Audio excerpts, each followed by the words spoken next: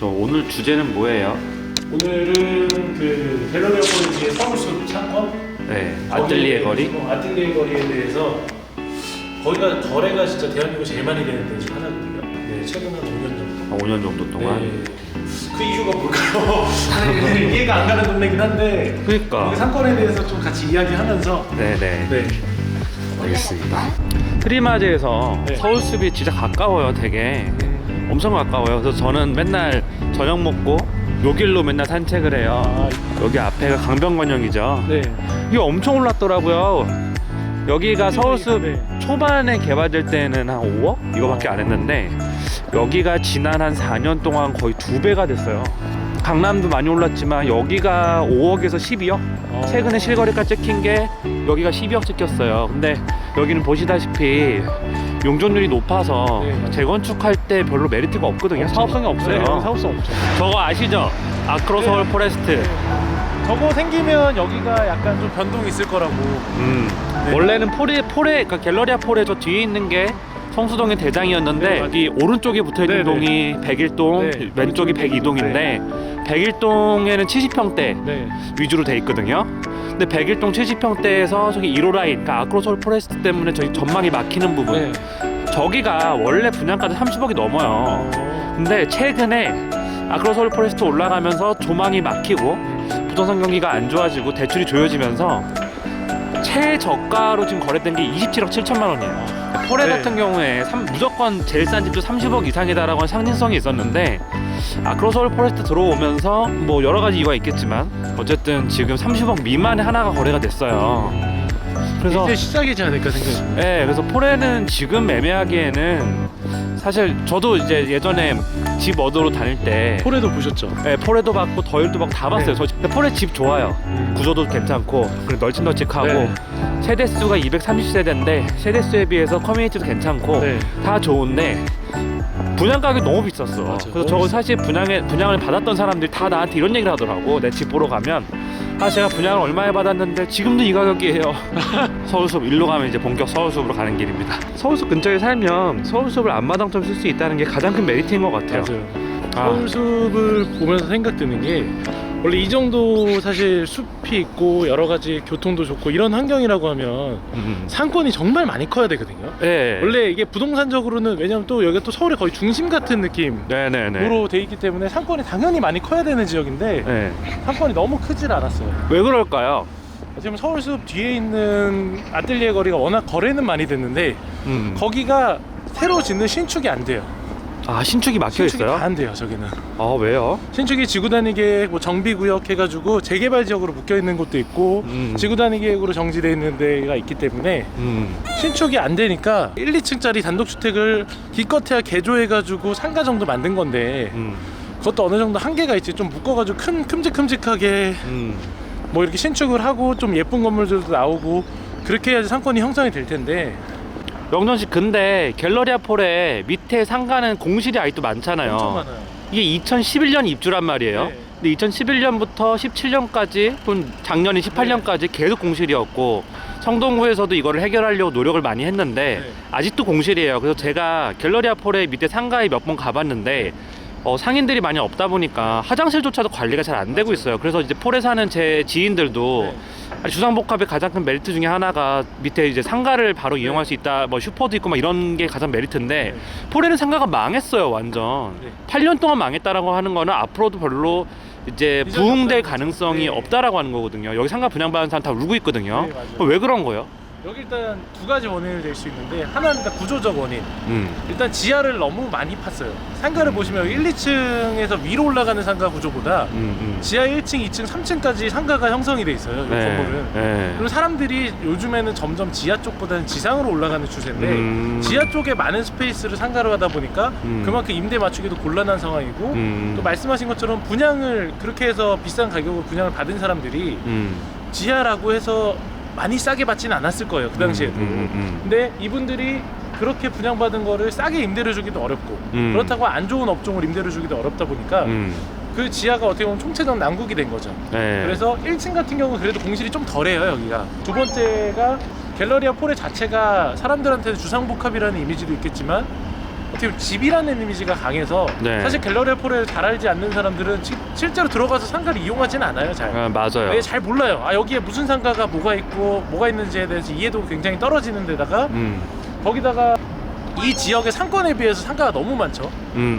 저는 처음에 상가 이렇게 많이 만들길래 아, 여기에 세대수가 다 쪼개가지고 엄청 많은가 했는데 230세대밖에 안 돼요. 세대수도 적지. 네. 거기다가 상가는 또 너무 많은데 이 동네 유동인구나 상권 자체는 어떻게 보면 사실 발달을 많이 하지 않았고 그러다 보니까 여기는 주말에만 네, 사람들이 많이 맞습니다. 와요. 가족들끼리 평일날은- 서울숲. 네. 평일날은 전멸이에요. 여기 1층에 뭐 베리앤베리 되게 뭐 저기 스쿨푸드 되게 많잖아요. 여기가 주말에는 장사가 되게 잘 돼요. 네. 이제 봄 가을에만 네. 여름하고. 근데 겨울에는 전멸이고 봄 여름 가을에도 네. 그냥 평일에는 장사가 너무 안 돼서 네. 문을 너무 빨리 닫아요. 지하 같은 경우는 차라리 요즘 스타일대로 해서 영화관을 만들든 아니 뭔가 다른 편의시설이나 이런 게 있으면 좋은데 사실 여기는 상가 자체가 다 쪼개져 있는 소형 상가들밖에 없어요. 맞아요. 그러니까 뭔가 끌 수 있는 이슈가 있는 게 전혀 없기 때문에 그런 게 좀 한계성이 있지 않나. 그럼 궁금한 게 저 뒤에 아크로서울 포레스트 공사하는 거 보이시죠? 네, 두 동은 주거동이고요. 네. 총 288세대고 네. 38평, 62평, 70, 네. 77평 이렇게 있어요. 네. 근데 저 뒤에 네모나게 공사하는 걸 보시면 네. 저거를 보시면 저거는 D타워라고 해가지고 네. D가 이제 대림을 네. 뜻하는 건데 D타워라고 해서 뭐 미술관도 뭐 갤러리도 만들고 무슨 상가도 만들고 오피스도 준대요. 네. 성수동은 오피스에 대한 수요는 되게 많을 것 같아요. 네, 맞아요. 성수동은 이제 교통이 좋고 강남에 비해서 임대료가 좀 싸고 네. 전망은 어때요?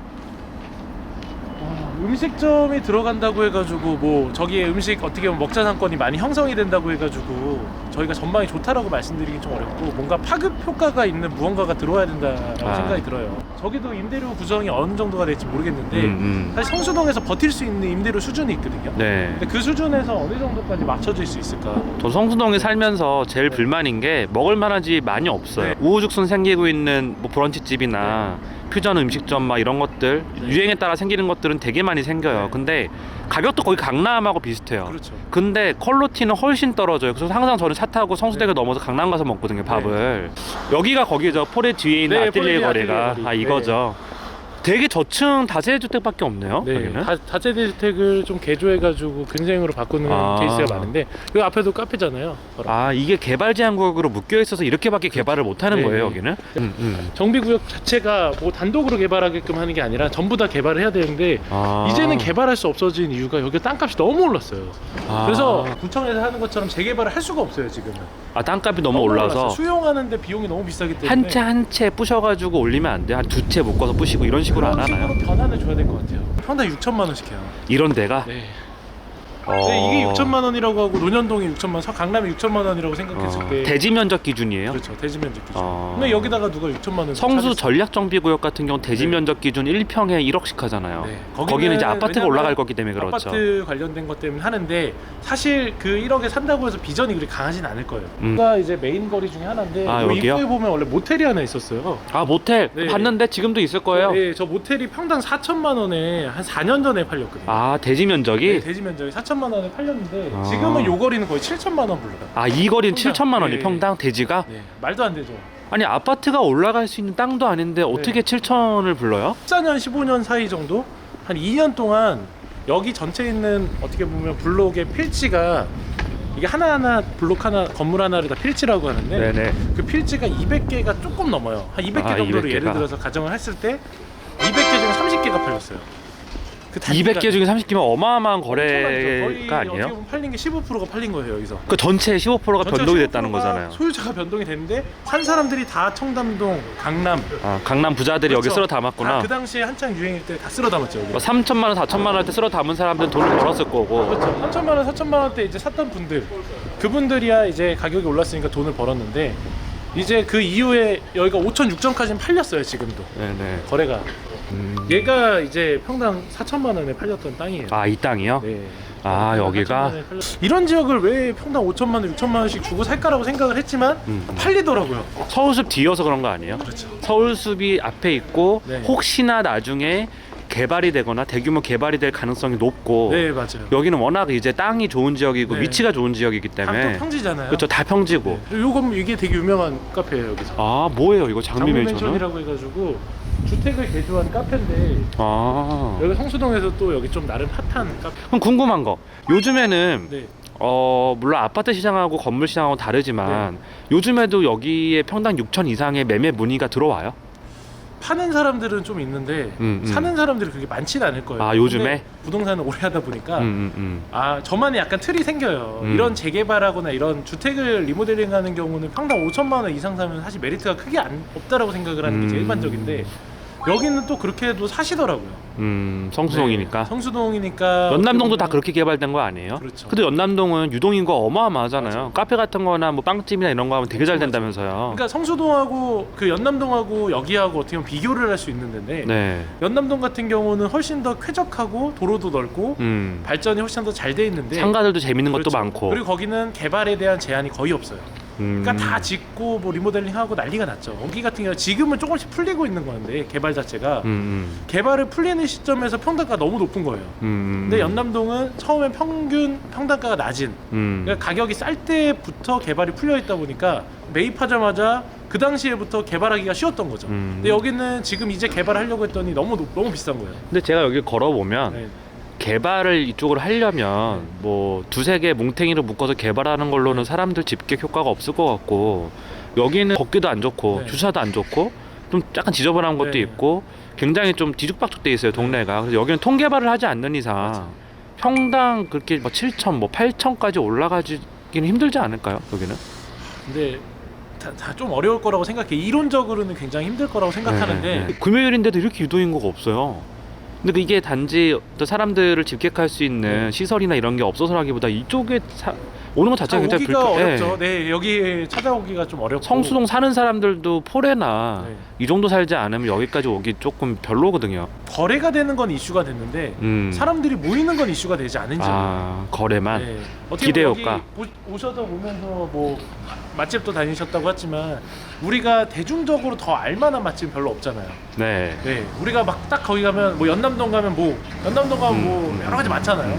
그런 것처럼 뭐 한남동 가면 뭐 이런 식으로 이렇게 이슈가 될 수 있는 맛집이 많아야 되는데 여기는 사실 이슈가 될 수 있는 뭔가의 특선적인 집이 그나마 여기 장미 맨션? 나 여기 있는 네. 빵집 다 가봤는데 설해마을에 있었던 파리크라 상도 다 맛없어. 한남동은 확실히 많아요. 네. 그리고 한남동은 좀 매력적인 상권인 건 맞는 것 같아요. 근데 성수동은 난 여기서 왜 강남 가격을 주고 사 먹는다 이해를 못 하겠어. 할머니의 레시피나 뭐 다른 여러 가지 가보셔서 알겠지만 일단 맛이 없어요. 그냥 다 요 정도에서 비슷하게 그냥 네, 형성돼 네, 있는 네. 곳들이에요. 맞아요. 여기는. 네. 맞아요. 어차피 대학가 같은 느낌? 또 성수동에 사는 사람들도 갈 데가 없어서 가는 거지. 네. 사실 진짜 좀 성수동에 건너가고 좀 차 막히고 이러면 귀찮아서 가는 거지. 본질적으로 맛있지가 않아요. 카페가 이런 데도 있네. 그러니까 구석구석 들어오긴 들어오네요. 이제 걷기 좋으면 거기서 카페도 가고 뭐 밥도 먹고 뭐도 하고 뭐 많은 것들을 하는데 어쨌든 아까 전에 제가 얘기했던 그 책에서 얘기하기로는 네. 골목 상권이 발전하려면 걷기 좋아야 된다. 맞아요. 근데 걷기 좋으려면 뭐가 좋아야 되냐? 도로가 넓고 이런 게 중요한 게 아니고 이벤트성이 많아야 된다. 네. 꺾어가지고 내가 길을 걷다가 오른쪽 딱 꺾으면 새로운 어떤 이벤트들, 네, 맞아요. 새로운 사람들, 새로운 상가들, 새로운 가게들이 있어야 사람들이 거기서 매일매일 똑같은 길을 걸어도 다른 이벤트가 발생을 하니까. 네. 오늘은 여기 가봐야지 저기 가봐야지 네. 생각이 들어야 돼요. 원민씨 이거 얼마 주고 샀어요? 이걸 그때 평당 3천에 샀어요. 우와, 잘 샀다. 21억인가 22억? 와, 지금 거의 2배 올랐겠네. 그렇죠, 두 배로. 이게 성수동이 뜬 이 원인 중에 하나가 원빈이 샀다가 되게 이슈가 됐었어요. 그 당시에. 갈비 골목에 네. 여기 뭐 맛있어요, 갈비? 저도 한 번 먹어봤는데 여기 제일 네. 유명한 데 대성갈비잖아요. 네, 근데 여기 기다려서 먹잖아요. 특색이 없다 그러던데 전혀. 네, 사실 그냥 갈비골목 그냥 갈비찜 뭐. 네, 그냥 야외에 앉아서 먹는 감성? 네. 감성으로 먹는다 이렇게 얘기하던데. 네, 감성 우리 앞에 이제 다 야장 깔아가지고. 네, 여기 감성. 다 성수동 갈비 골목인데. 제일 유명하잖아요. 되게 웃기지 않아요? 맞아요. 저 위에는 네. 갤러리아 포레라 아크로서울 포레스트 초고가 진짜 비싼 네. 30억 40억짜리 집이 이렇게 들어서 있는데 이 뒤에 이런 갈비 골목이 있다는 게. 근데 트리마제도 마찬가지. 트리마제도 사람들한테 알려지기로는 뭐 한강변에 있는 초고층 아파트 부자들만 사는 아파트 이렇게 네. 알려져 있잖아요. 특히나 최근에 트리마제 주차장에 네. 슈퍼카들도 많고 맞아요. 좋은 차들이 많기 때문에 너무 유튜버들이랑 블로거들이 그거 찍어가지고 네. 이제 뭐 여기는 뭐 대한민국 뭐 상위 0.1%가 사는 아파트다 네. 이렇게 많이 알려져 있잖아요. 근데 전혀 그렇지 않아요. 제가 살아보니까 제가 이거에 대해서는 트리마제 편으로 돌아오겠습니다. 이디야 커피 저게 평당 1억 넘게 거래됐대. 그러면 이게 평당 1억 넘게 거래됐는데 네. 저게 1억 넘게 거래가 되면 주변에 있는 건물들도 야 우리도 1억 이상에 팔 수 있겠구나 라고 하는 기대 심리를 가지고 기대 심리가 있겠네요. 당연히 있죠. 근데 기대 심리가 있지만 어떻게 보면 조금만 다를 수 있는 게 건물의 특징이에요. 네. 아파트 같은 경우는 어떻게 보면 내 옆에 하우스랑 비슷하잖아요, 느낌이. 네네. 근데 건물은 옆 건물이라고 달라요. 아, 완전 다르죠. 완전 그쵸? 달라요. 네. 그러면 네. 건물은 완전 케이스 바이 케이스겠네요. 네, 맞아요. 근데 이제 옆에 건물이 엄청 비싸게 네. 팔리면 아, 이 정도는 되겠구나라고 네. 하는 참고 자료일 뿐이지. 자료가 아파트는 되고, 그대로 따라가잖아요. 그렇죠. 어떻게 보면 좀 그런 거를 인정해 줄 수 있는 자료는 되지만 그래도 그 건물의 상황과 그 다음에 뭐 업종이나 전체적인 느낌에 따라서 완전 다르죠. 그렇죠. 오늘 성수동 상권도 아틀리에 거리도 걸어보고 네. 뭐 갤러리아 포레랑 아크로스 홀 포레스트 얘기도 간단하게 해봤고 뭐 대충 이렇게 둘러봤는데 앞으로의 전망은 어떻게 보세요? 여기 강남이랑 좀 비교하기는 어렵고요. 다른 기타 골목 상권, 네, 뭐 연남동이나 이런데. 연남동이랑 이런 데와 좀 비교를 하다 보면 사실 특징성이 좀 떨어져요. 뭔가 여기를 꼭 와야 되는 이유가 없는 상권 중에 하나가 돼가지고 그래가지고 성수동 뒤쪽에 있는 골목 상권들이 상당히 거래가 많이 되고 시세는 올랐지만 그에 비해 가지고 장사가 잘 될 수 있거나 유동인구가 많아지는 그런 흡입을 할 수 있는 직객시설이 없기 때문에 거래는 많이 되고 가격은 많이 올라가는 그냥 거품이 조금 껴져 있는 상권이 아닌가라는 생각이 듭니다. 미래에 대한 어떤 기대 심리가 크게 작용한 그렇죠. 거네요. 미래에 대한 기대 심리가 너무 많이 들어가 있는 사건 중에 하나가 아닌가. 네, 뭐 거의 완공이 되고 나서 이제 좀 많이 바뀔 수도 있겠지만 그래도 전망 자체가 이제 갤러리아 폴의 뒤에가 현재 상태에서 너무 높은 거품이 되어 있는 가격들이 형성이 되어 있기 때문에 거기를 누군가 저렴하게 들어가서 뭔가 개발을 해줘야 되는데 그러기 어려워서 장기적으로 개발이 좀 더뎌지지 않을까. 지금 같은 경우도 사실 다른 지역에 비슷하게 시작했던 다른 지역 뭐 예를 들어서 뭐 경리단길 같은 경우는 비슷한 시절에 시작을 했는데 벌써 올라갔다가 내려갔어요. 성수동은 아직 올라가지도 않고 있는 상황을 볼 때는 계속 앞으로도 좀 더디게 발전되고 있는 곳이 성수동이 아닌가라는 생각이 듭니다. 네, 오늘 감사했고요. 내일은 또 연남동을 갑시다. 연남동으로 그러면. 하겠습니다. 네, 감사합니다. 안녕히 계세요. 이렇게 근데 이게 궁금한 게 있어요. 뭐 뛰었다는 걸 알겠어요. 자산 가격이 많이 상승한 걸 알겠는데 이렇게 비싸게 매입을 하면 네. 임대 수익률은 얼마나 나와요? 자산 가격 상승분 말고. 그러니까 원래 이렇게 갑작스럽게 뜨는 상권 같은 경우는 임대 수익률이 이제 지가가 많이 올라가고 나면 임대 수익률이 따라와줘요. 그래서 처음에는 좀 적더라도 뭐 3% 4% 이렇게 따라와주는데 성수동 같은 경우는 지가가 뜬 거에 비해서 상권이 발달하지 않아서 임대료가 전혀 못 따라와주고 있어요. 그래서 지금 현재 성수동 같은 경우는 1%에서 2%? 아, 1, 2%밖에 안 나와요? 네, 그거밖에 안 나와요 지금. 아, 대체적으로 그렇다는 거죠. 그렇죠, 대체적으로. 아, 3, 4% 나오는 데는 거의 없다는 건가요? 3-4%는 거의 찾아보기 어려울 정도. 아, 찾아보기 다른 지역 어려워요. 같은 경우는 이제 거의 다 3-4% 바꿔지고 있는데 성수동 같은 경우 그 바꾸는 흐름도 좀 적게 보이죠. 아, 그럼 임대 수익률보다는 앞으로의 어떤 자산 가격 상승에 대한 기대감 때문에 이 가격이 형성돼 있다고 볼 수 있겠네요. 네, 가장 그게 많이 표현된 게 성수동이죠. 아, 네. 네. 그리고 오늘 또 돌아봤는데요. 여기 뭐 원빈 씨, 네. 이시영 씨, 뭐 지코, 뭐 네. 배용준 회사 법인 네. 이렇게 해가지고 뭐 건물들을 많이 샀더라고요. 네. 근데 평당 뭐 3, 4천 사이에서 연예인들이 많이 산 것 같은데 2014년, 17년까지 엄청나게 활발하게 거래가 됐어요. 여기 거래량을 보면 네, 맞아요. 엄청나게. 필지 대비 엄청나게 많은 네. 것들이 거래가 됐고 거래가 굉장히 활발하게 되면서 가격이 엄청나게 많이 올랐는데 네. 18년에 피크를 찍었거든요. 네. 가격도. 근데 맞아요. 18년에는 이제 거래량이 좀 떨어졌고, 그리고 18년 말부터는 거래가 거의 이제 안 되는 걸로 제가 들었는데, 부동산한테. 아파트랑 좀 비슷한가요? 이게 아파트 시장하고 비슷하게 움직이나요? 추세가 거의 비슷하던데요? 아파트 시장하고 좀 비슷하게 움직이는 게 대출 규제가 18년 말에 많이 했어요. 네네. 그러니까 RTI라고 네. 해가지고 RTI 규제도 하고 여러 가지 대출 은행에서 규제를 하다 보니까 네. 이제 건물 같은 경우도 주택과 마찬가지로 대출에 좀 규제를 받아서 거래량이 좀 줄게 됐죠. 네, 거기다가 사실 성수동 같은 경우는 어느 정도 그 토지 시세가 올라오면 그 수익률도 따라 올라와 줘야 되는데 따라 올라와 주지 못하니까 사람들이 이제는 좀 지친 거예요. 아, 여기 더 이상 투자해봤자 어차피 수익률도 안 나오고 더 이상 발전 가능성도 없어 보이는데 굳이 여기를 투자해야 되나 라는 얘기들이 많아서 사실 아, 그런 얘기도 실제로 해요? 네. 아, 건물주들이 그런 얘기도 하고 그래요? 수익률이 따라와 줘야 되거든요. 아. 가로수길 같은 경우도 처음에 폭발적으로 평당가가 올라갈 때 수익률이 결국에는 따라와 줬어요. 연남동 같은 경우도 지금 17년까지 올라갔던 게 지금 18년 기준으로는 거의 다 따라와 줬거든요. 근데 성수동 같은 경우는 시세는 올랐는데 보시다시피 건물이 다 낮고 오래됐고 그리고 유동인구가 너무 적어요. 그렇죠. 유동인구도 좋고 건물 규제도 너무 심하니까. 그러면 이제 마지막으로 질문 하나 드릴게요. 성수동을 바라볼 때 네. 주거지역으로서의 성수동과 네. 상권으로서의 성수동이 약간 달라요. 네. 바라보는 관점이. 네. 예를 들어서 주거지역으로서의 성수동을 바라보면 다리 하나를 건너면 바로 도산대로가 있고 맛집 다니기가 너무 편해요. 도산대로랑 여기 청담동 여기 신사동 쪽에 맛집들이 되게 많고 뭐 제가 알기로는 거의 고급스러운 맛집들 이제 좀 그런 거 좋아하시는 분들은 다 이쪽 동네로 많이 와요. 그런 거 다니기 너무 편하고 그리고 서울 교통의 핵심은 강변북로랑 올림픽대로잖아요.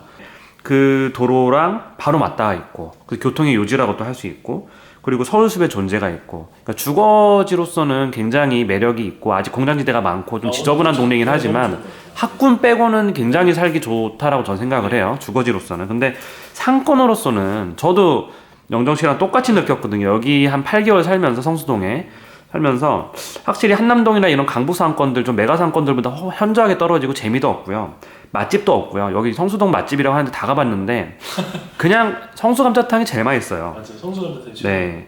그리고 걸어서 서울숲 말고는 갈 곳도 그닥 없고 그리고 상권이 매력적이지 않고 그 주변의 메가 상권에 하고의 연결성도 좀 되게 떨어지고 근데 이제 이런 거에도 불구하고 여기 건물 지가나 이런 게 많이 오르는 이유가 일단은 메가박스 본사 멀티플렉스룸이 이제 들어오고 그리고 아크로 서울 포레스트 들어오면서 디타워 생기고 계속해서 오피스 빌딩들이 들어서고 이런 어떤 기대감이 이제 상권의 발전하고 연결이 되지 않을까 뭐 그런 생각들이 지가를 끌어올린 게 아닌가 저는 그렇게 생각을 했어요. 같은 경우는 강남하고 가장 인접해 있는 네. 동네다 보니까 강남의 영향을 가장 많이 받는 동네다 보니까 지가가 많이 올랐던 거예요. 왜냐하면 강남에서 너무 포화가 되고 너무 비싸니까 여기를 투자할 때 그렇다고 강남에서 멀리 벗어나기 싫고 그러다 보니까 성수동 쪽으로 많이 투자를 하셨는데 이제 투자한 만큼 사실 돌아오는 게 많이 적었던 게 성수동이거든요. 그런데 이제 그런 측면 때문에 사실 사람들이 많이 들어왔지만 이제 어떻게 보면 인프라가 이제 깔리고 있는 거잖아요. 네. 이제 깔리고 있다 보니까 성수동 같은 경우는 그 깔리는 걸 좀 추이를 보면서 파악을 해야 되지만 이미 지가가 많이 올라서 지금 투자하기엔 정말 재미없는 놈 중에 하나라고 생각이 지금 돼요. 투자하기엔. 네.